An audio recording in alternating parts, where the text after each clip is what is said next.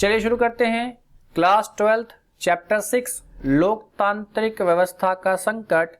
इसके अंदर हम बात करेंगे आज चैप्टर 5 से आगे बात करेंगे 1971 और उसके आगे घटनाओं के बारे में। तो चलिए बिना देर किए शुरू करते हैं चैप्टर को। इस चैप्टर में हमें काफ़ी कुछ इंटरेस्टिंग बातें जाननी है। हम जानेंगे आपातकाल के बारे में कि इससे भाई भारत पर क्या असर पड़ा और साथ ही साथ कांग्रेस पर क्या असर पड़ा। तो चलिए शुरू करते हैं अपना पहला टॉपिक 1971 के चुनाव के बाद। चलिए जरा बात करेंगे। तो भाई उस समय क्या था, हमारी जो आर्थिक व्यवस्था थी थोड़ी सी चरमराई हुई सी थी। क्योंकि भाई एक तरफ बांग्लादेश युद्ध के कारण भारत की अर्थव्यवस्था पर बहुत जोर पड़ा था और जो बांग्लादेश से क्या थे लगभग 80 लाख लोग क्या थे भागकर कहाँ चले आए थे, बाहर चले आए थे। ठीक है, 80 लाख शरणार्थी भारत आ गए जिनका दबाव भारतीय अर्थव्यवस्था पर पड़ा और अमेरिका ने भारत की मदद करनी पूरी तरह से बंद कर दी भाई इस टाइम पे। ठीक है, कह रहे विकास की गति धीमी हो गई और अंतर्राष्ट्रीय बाजार में तेल की कीमतों में वृद्धि हुई जिसकी वजह से देश में महंगाई बढ़ गई और बेरोजगारी की में क्या हुई, वृद्धि हो गई। ठीक है, और खर्चे कम करने के लिए सरकार ने सरकारी कर्मचारियों का वेतन तक रोक लिया था। ठीक है, चलिए बात करते हैं छात्र आंदोलन की। तो भाई उस समय क्या हुआ कि वस्तुओं की जो बढ़ती कीमतें थी इनको लेके क्या किया और जो करप्शन था देश में उसको भी लेकर आंदोलन शुरू हुए। जरा देखते हैं क्या था वो। कह रहे देश में आवश्यक वस्तुओं की बढ़ती हुई कीमत और देश में बढ़ रहे भ्रष्टाचार को देखते हुए जनवरी 1974 में आंदोलन शुरू हुए और मार्च 1974 में बिहार में भी इन्हीं सब वजहों से आंदोलन शुरू हुआ और आंदोलन का नेतृत्व करने के लिए जयप्रकाश नारायण को बुलाया गया। उन्होंने आंदोलन का नेतृत्व के लिए 2 शर्तें रखी। पहला कि आंदोलन पूरी तरह से अहिंसक रहेगा, ठीक है, और दूसरा आंदोलन सिर्फ बिहार तक नहीं सीमित रहेगा बल्कि इसे पूरे देश में किया जाएगा। क्लियर। चलिए अच्छा, इस आंदोलन के द्वारा सच्चा लोकतंत्र स्थापित करने की बात कही गई थी। ठीक है, आगे बढ़ेंगे। कह रहे नक्सलवादी आंदोलन क्या था भाई। अच्छा, कह रहे इसी दौरान संसदीय राजनीति में विश्वास न रखने वाले कुछ मार्क्सवादी लोगों ने भी सामने आना शुरू किया और ये लोग राजनीतिक प्रणाली और पूंजीवादी व्यवस्था को समाप्त करना चाहते थे और इस व्यवस्था को खत्म करने के लिए इन्होंने हिंसा का रास्ता अपनाया और यह गुरिल्ला युद्ध किया करते थे और इन लोगों को ही नक्सली कहा गया और उन्होंने धनी जमींदारों से बलपूर्वक जमीन छीन ली और गरीब किसानों को देना शुरू कर दिया और देश में कई जगहों पर इन लोगों द्वारा काफी हिंसा की गई। ठीक है, चलिए आगे बात करेंगे। रेल हड़ताल की बात करेंगे। कह रहे 1974 में जॉर्ज फर्नांडिस के नेतृत्व में बनी राष्ट्रीय समिति ने देश में रेल हड़ताल शुरू कर दी। यह हड़ताल सेवा तथा बोनस से जुड़े मुद्दों को लेकर की गई थी और इस वजह से देश के यातायात व्यवस्था पूरी तरह से ठप हो गई। सरकार द्वारा इनकी मांगों को गलत बताया गया और मांगे स्वीकार करने से मना कर दिया गया और इस वजह से असंतोष और भी ज्यादा बढ़ गया। ठीक है, बात करेंगे इसी बीच न्यायपालिका के बीच भी कई संघर्ष हुए। अच्छा, क्या संघर्ष थे जरा देखते हैं वन बाय वन। कह रहा है सरकार ने संविधान में 3 बदलाव किए। सरकार ने क्या किया, संविधान में 3 बदलाव किए और मौलिक अधिकारों में कटौती की, संपत्ति के अधिकार में थोड़ी सी फेरबदल की और नीति निर्देशक सिद्धांतों को मौलिक अधिकारों से ज्यादा शक्ति देने की कोशिश की, पर न्यायालय द्वारा इन तीनों बदलावों को अस्वीकार कर दिया गया और इस वजह से 2 मुद्दे सामने आए। क्या था मुद्दा भाई, क्या सरकार मौलिक अधिकारों में कटौती कर सकती है, पहला मुद्दा। दूसरा था क्या सरकार संपत्ति के अधिकार में फेरबदल कर सकती है। ठीक है, और इसी बीच सर्वोच्च न्यायालय के मुख्य न्यायाधीश के चुनाव की बारी आई। मतलब क्या होता है भाई, जो मुख्य न्यायाधीश होता है उनके भी चुनाव होते हैं। ठीक, अच्छा अब बात करेंगे न्यायपालिका के संघर्ष की। जरा देखते हैं, कह रहा है हमेशा से ही सबसे वरिष्ठ जज को ही मुख्य न्यायाधीश बनाया जाता था। इस बार सरकार ने 3 वरिष्ठ जजों को नजरअंदाज करके A.N. रे को सर्वोच्च न्यायालय का जज बना दिया। अच्छा भाई, जिन 3 जजों को नजरअंदाज किया गया था वे वही जज थे जिन्होंने सरकार के विरुद्ध फैसला लिया था। क्लियर भाई। अच्छा, इन्हीं सब की वजह से सरकार और न्यायपालिका के बीच में संघर्ष और बढ़ गया था। समझे। कह रहा अन्य समस्याएं क्या थी भाई, जरा इन पर बात कर दें। कह रहा है इसी बीच समाजवादी नेता राज नारायण द्वारा इलाहाबाद उच्च न्यायालय में इंदिरा गांधी के चुनाव के खिलाफ एक याचिका दायर की गई। अच्छा, यह याचिका इंदिरा गांधी के चुनाव से संबंधित थी और याचिका पर 12 जून 1975 को इलाहाबाद उच्च न्यायालय ने न्यायाधीश ने जगमोहन लाल सिन्हा ने अपना फैसला सुनाया और इस फैसले में उन्होंने कहा कि इंदिरा गांधी का 1971 का चुनाव असंवैधानिक था क्योंकि उन्होंने सरकारी ताकतों का गलत प्रयोग किया था। ठीक है, और सर्वोच्च न्यायालय द्वारा इस फैसले पर रोक लगा दी गई और कहा गया कि अपील पर फैसला आने तक इंदिरा गांधी सांसद बनी रहेंगी पर वह मंत्रिमंडल की बैठक में भाग नहीं ले सकेंगी। क्लियर भाई। तो क्या किया गया था, इंदिरा गांधी के ऊपर केस किया गया था।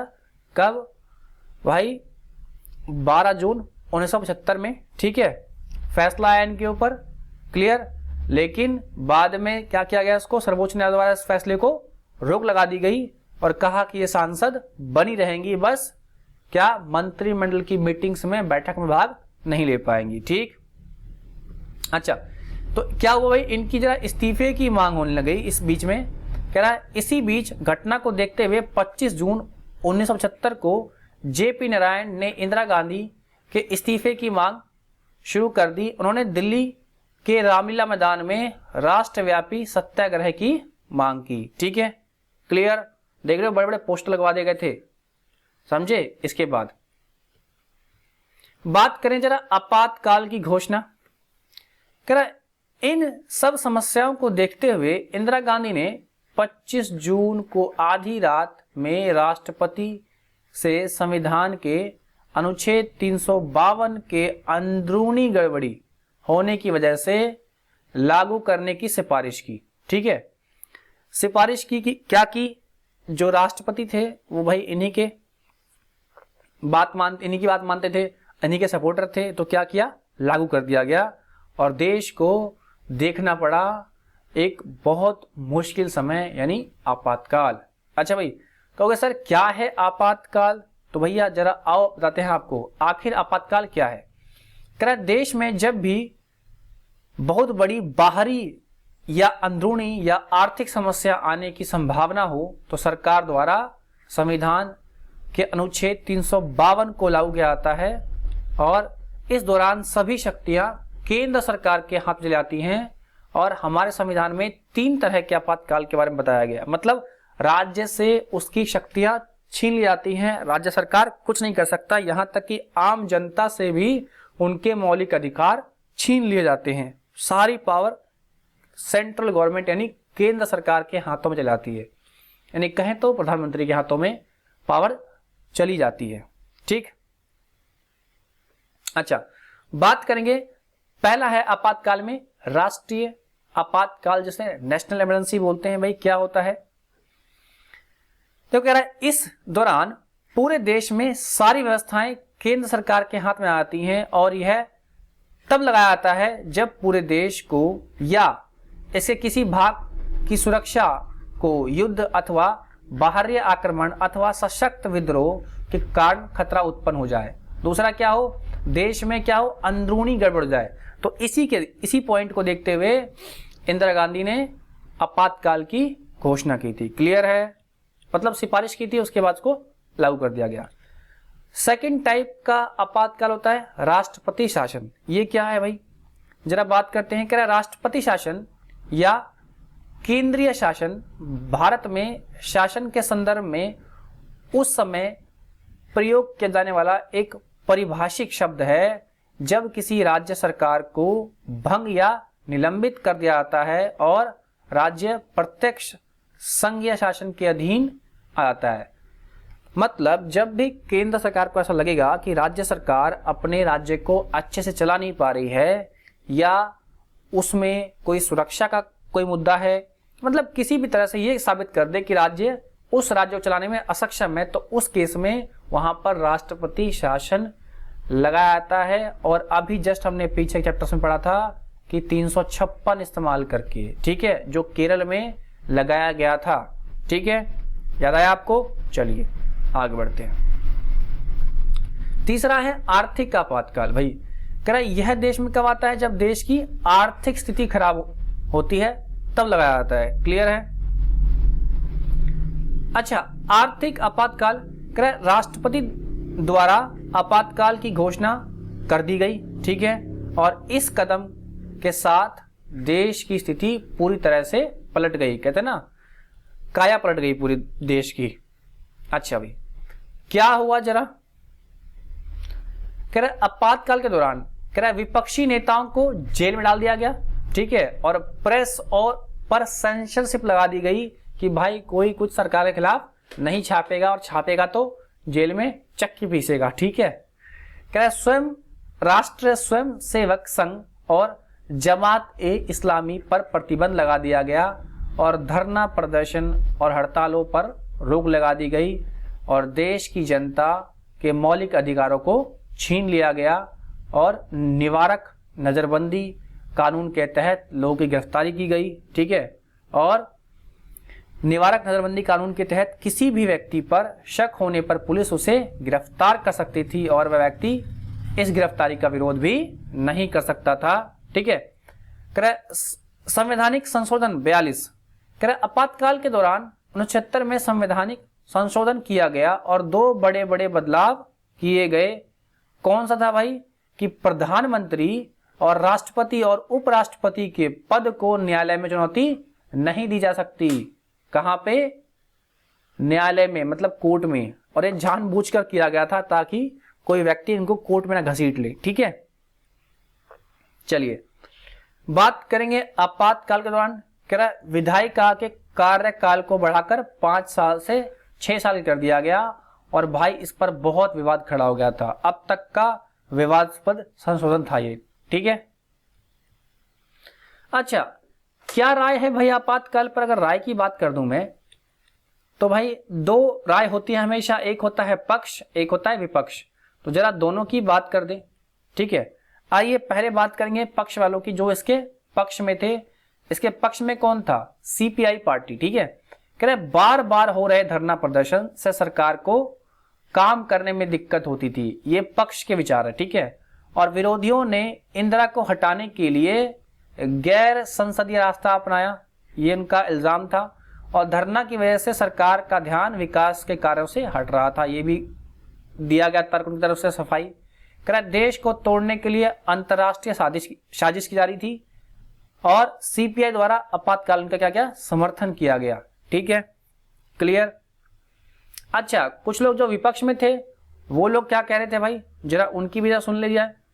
अच्छा, कह रहे जनता के विरोध को दबाना गलत है क्योंकि लोकतंत्र में जनता को विरोध करने का अधिकार है, ये विपक्ष वाले कह रहे थे।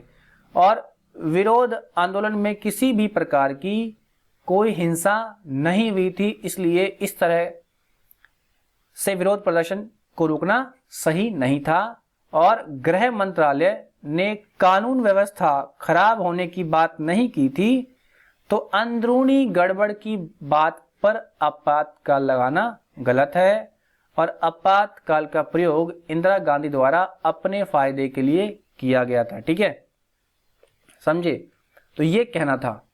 अब बात करेंगे आपातकाल के बाद क्या हुआ भाई। जैसे ही आपातकाल समाप्त हुआ, ठीक है, और देश में चुनाव की घोषणा हुई, तो विपक्षी पार्टियों ने जनता पार्टी बनाई। क्या नहीं भाई? जनता पार्टी। क्लियर है? और आपातकाल के समय हुई समस्याओं और अन्याय को मुद्दा बनाकर चुनाव लड़ा और जनता पार्टी ने लगभग सभी विपक्षी पार्टी शामिल हो गए और इसका नेता जयप्रकाश नारायण को बनाया गया। क्लियर? अच्छा भाई, चुनाव हुए कब हुए?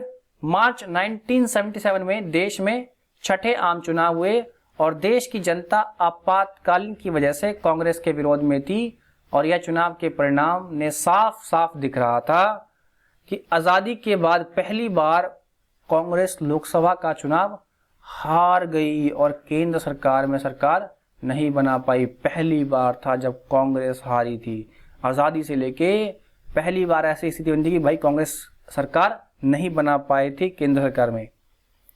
भाई कांग्रेस को 154 सीटें मिली सिर्फ। वहीं दूसरी तरफ जनता पार्टी अपने सहयोगियों के साथ 330 सीटें मिली और अकेले जनता पार्टी ने ही 295 सीट मिली, क्योंकि उत्तर भारत में आपातकाल का ज्यादा प्रभाव था, इसलिए कांग्रेस को उत्तर भारत में लगभग ना के बराबर सीटें मिली। ठीक है, कांग्रेस की हालत इतनी खराब हुई कि इंदिरा गांधी भी रायबरेली से चुनाव हार गई। मतलब खुद ही प्रधानमंत्री का उम्मीदवार सोचो हार गया, तो कितनी बुरी हालत रही होगी कांग्रेस के समय। ठीक है, और इस तरह आजादी के बाद पहली बार केंद्र में एक गैर कांग्रेसी, मतलब जो कांग्रेस नहीं थी, सरकार बनी। ठीक है, बात करते हैं उस सरकार की। नाम था जनता पार्टी। तो भाई कुछ लोग जनता पार्टी को भारतीय जनता पार्टी ना समझें, ये भारतीय जनता पार्टी नहीं है। बाद में भारतीय जनता पार्टी इसी में से टूट कर निकली थी। ठीक है, जनता पार्टी के अंदर से ही बाद में 1980 के आसपास भारतीय जनता पार्टी, जिसे अब लोग बीजेपी बोलते हैं, इसका गठन हुआ था। तो कंफ्यूज नहीं होना है, जनता पार्टी और भारतीय जनता पार्टी दोनों अलग अलग चीज थी। देखो भाई, जनता पार्टी कब थी? 1977 में थी। ठीक है, और भारतीय जनता पार्टी, जिसे हम बीजेपी बोलते हैं, उसकी शुरुआत कब हुई? 1980 में हुई। क्लियर? समझ गए? हाँ, जनता पार्टी से ही टूटकर, मतलब अलग होकर बनी थी बीजेपी। क्लियर? कुछ नेता अलग हुए थे।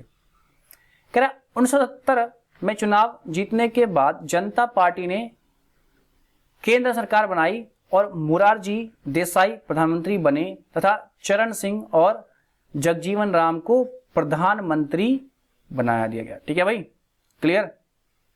समझ गए? कोई दिक्कत? जनता पार्टी की सरकार के कार्य बात करेंगे इसके। कि पहला है शाह आयोग। कह रहा है आपातकाल की जांच के लिए 1977 में चुनाव जीतने के तुरंत बाद जनता पार्टी की सरकार ने शाह आयोग का गठन किया और अध्यक्ष कौन थे भाई? जेसी शाह। ठीक है, अच्छा, कार्य क्या था इनका? आपातकाल के समय हुए कार्यों का अवलोकन करना और शाह आयोग ने सभी घटनाओं की जांच की, हजारों गवाह के बयान लिए और एक रिपोर्ट पेश की। ठीक है, क्या था भाई इस रिपोर्ट के अंदर, जरा बात करते हैं।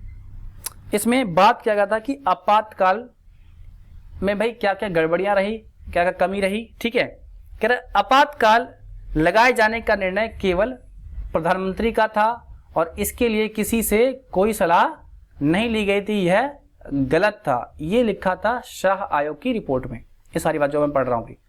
कह रहे आपातकाल लगाए जाने के तुरंत बाद समाचार पत्रों के कार्यालयों की बिजली काट दी गई, जो कि पूरी तरह से गलत था, और विपक्षी नेताओं की गिरफ्तारी प्रधानमंत्री के कहने पर हुई। क्या ये भी क्या था? गलत था। ठीक है, और मीसा ये एक एक्ट था, ठीक है, जो गवर्नमेंट के लिए बनाया गया था, का गलत प्रयोग किया गया। ठीक है, कुछ लोगों द्वारा किसी सरकारी पद पर ना होते हुए भी सरकारी कामकाज में को प्रभावित किया गया। ठीक है, चलिए बात करेंगे मंडल आयोग की। ठीक है, करें 1977 के समय एक बड़ा मुद्दा था कि पिछड़े वर्ग के लोगों का विकास। इसे देखते हुए सरकार द्वारा मंडल आयोग का गठन किया गया। अच्छा, अध्यक्ष कौन थे? बिंदेश्वरी प्रसाद मंडल। ठीक है, कार्य क्या था? पिछड़ी हुई जनजातियों की पहचान करने और उनका विकास करने के तरीके को बताना। अब सरकार तो बन गई थी पर विचारधाराएं समान न होने के कारण समस्याएं बन रही थी और सरकार ठीक से काम नहीं कर पाई और 18 महीने तक शासन करने के बाद मोरारजी देसाई की सरकार गिर गई। ठीक है भाई। और फिर कांग्रेस के समर्थन से सरकार बनी और चरण सिंह प्रधानमंत्री बने। क्लियर। पर 4 महीने बाद कांग्रेस ने समर्थन वापस ले लिया और यह सरकार भी गिर गई और फिर 1980 में चुनाव हुए। ठीक है भाई। ये था 7वां आम चुनाव। क्लियर। जरा बात करते हैं कि 1980 में देश में 7वें आम चुनाव हुए। इस बार जनता पार्टी की सरकार बुरी तरह से हारी। ठीक है। और फिर से आई केंद्र में कांग्रेस ने अपनी सरकार बनाई और देश की इंदिरा गांधी प्रधानमंत्री फिर से बनी। ठीक है। 1980 में इंदिरा गांधी फिर से प्रधानमंत्री बनी। कांग्रेस ने फिर से क्या की, सरकार बनाई केंद्र में। क्लियर। बात करें आपातकाल से जो सबक लिए, क्या थे भाई वो सबक, जरा इनकी बात कर दें। कह रहा है देश में आपातकाल लागू किए जाने और सरकार द्वारा अपनी शक्तियों का गलत प्रयोग किए जाने के बाद भी देश में लोकतंत्र बना रहा और चुनाव की व्यवस्था सामान्य रही। इससे एक बात तो साफ हो गई थी कि भारत में लोकतंत्र लाना इतना आसान नहीं है और आपातकाल के दौरान न्यायपालिका लोगों के अधिकारों की रक्षा नहीं कर पाई। इस वजह से आपातकाल के बाद न्यायपालिका जनता के अधिकारों को लेकर ज्यादा गंभीर हो गई और साथ ही साथ आपातकाल लगाने के लिए मंत्री परिषद द्वारा राष्ट्रपति को लिखित में देना जरूरी कर दिया गया। यानी देश में आपातकाल सिर्फ तब ही लगाया जा सकता है जब मंत्री परिषद सरकार को आपातकाल लगाने के लिए लिख कर दे। ठीक है। तो भाई ये था इस चैप्टर का एंड। उम्मीद करता हूं आपको कुछ नया सीखने को मिला होगा। तो फटाफट इस वीडियो को लाइक, शेयर एंड सब्सक्राइब कर दीजिए। मिलते हैं अगली वीडियो में। Till then bye bye and take care.